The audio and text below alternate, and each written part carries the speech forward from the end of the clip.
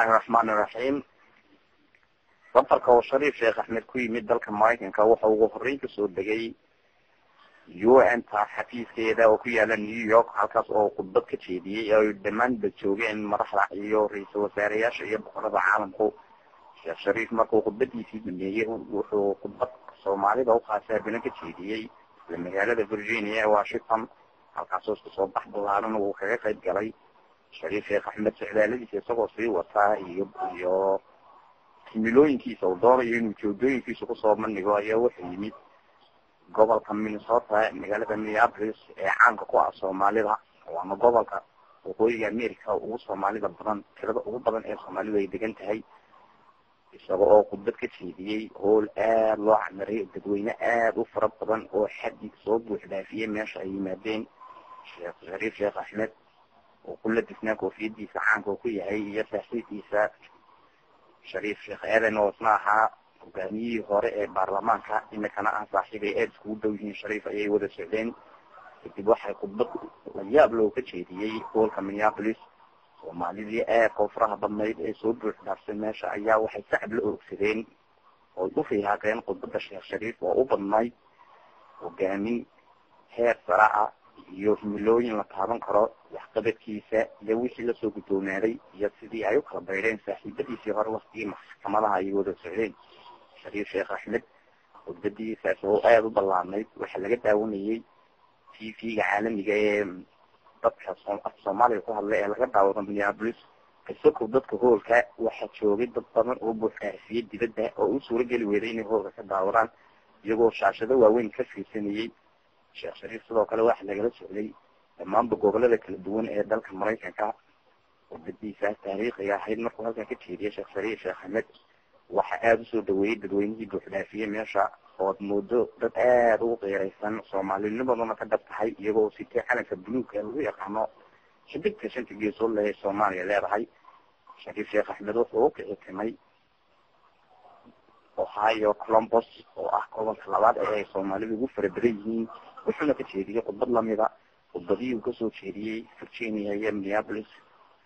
markaad usoo wageeyo nuxurka khudbadiisa oo badnayd kuubaadin uu siinayo dhalinyarta iyo taariikh nololeedkiisii uu kaga warramayay sidii ay saaxiibadii u kala tegeen, waxay damacsan yihiin waxa qorshaysan.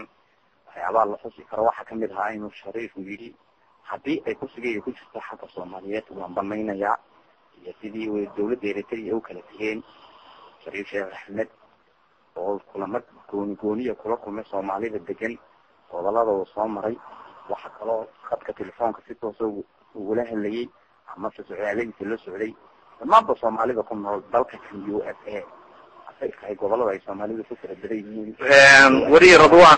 wariye Radwan saan ka warqabno abu goobjoog baad ahayd meesha uu ku qabanayay war-saxaafadeedka shirka jaraa'id ku bixinayay Soomaali badan baa ka soo qayb gashay. Soomaalidaas see u arkaan imaanshaha Sheekh Shariif ee dalka Mareykanka?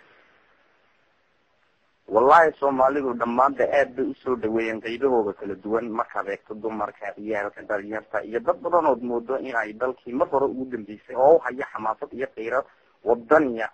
aad bay u soo dhaweeyeen oo marka xadarkiisa marka uu hadlayo inay sacab la oogsanayeen, dadku qiiraysnaayeen, waxaana dadku diyaar u yihiin inay wax ka qabtaan dalkoodii hooyo maadaama uu daashaday qurbaha in badan ku noolaayeen. marka dadkan waqooyiga America ku nool waxay aad iyo aad u soo dhaweeyeen madaxweynaha da'da yar isla markaana isbedelka wada. marka muddada uu joogayo Mareykanka ma la caymay, ma sheegay muddada uu joogayo?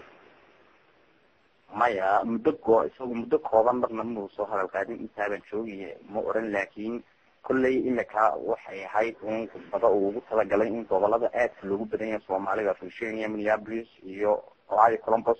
gobolo kale oo laga sugayay waa jireen sida Texas iyo Seattle, Washington oo Soomaali fara badan joogaan, laakiin waxay u muuqatay inuu madaxweynuhu sii wadatin socdaaladiisa oo hawsha inuu ugu laabanayo dalka Soomaaliya. waad mahadsan tahay. kaasi waxaa wariyaheena noo jooga dalka Mareykanka Radwan Axmed Maxamed. Radwan waad mahadsan tahay. waa inaga qaaday dhammaan dadbahda awskiisii.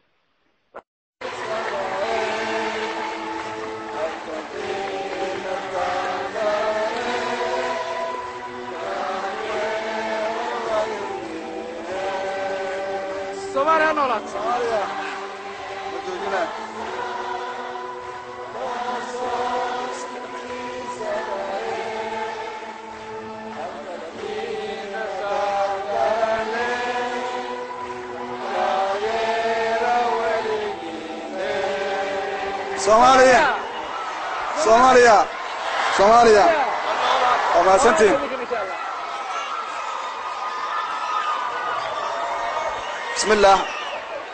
بسم الله والحمد لله والصلاة والسلام على رسول الله وبعد marka hore waxaan idinku salaanta islaamka assalaamu calaykum waraxmatullaahi wabarakaatuh mudane ali marweyn mudane ra'iisul wasaare ku xigeen mudane wasiir xildhibaanada iyo safiirka guddiga qabanqaabada dadweynaha aadka u qiimiga badan oo ka soo qayb galay madaxda Minnesota ee dawladda Mareykanka aad iyo aad waxaan ugu faraxsanahay kulankan caawa sida wanaagsan loo soo abaabulay waxaan ka mahadcelinaa dadaalka aadka u qiimiga badan iyo fursadan qaaliga ah oo caawa aan haysano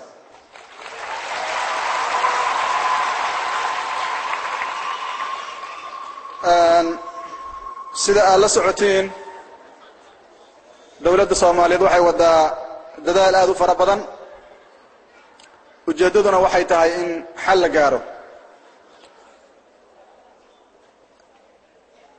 waxaa jira xaalad adag oo dalku uu soo maray iyo xaalad adag oo dalku uu ku jiro laakiin intaanaan gelin ka hor waxaan jeclaan lahaa inaan u mahadceliyo dawladda Mareykanka oo runtii dadkay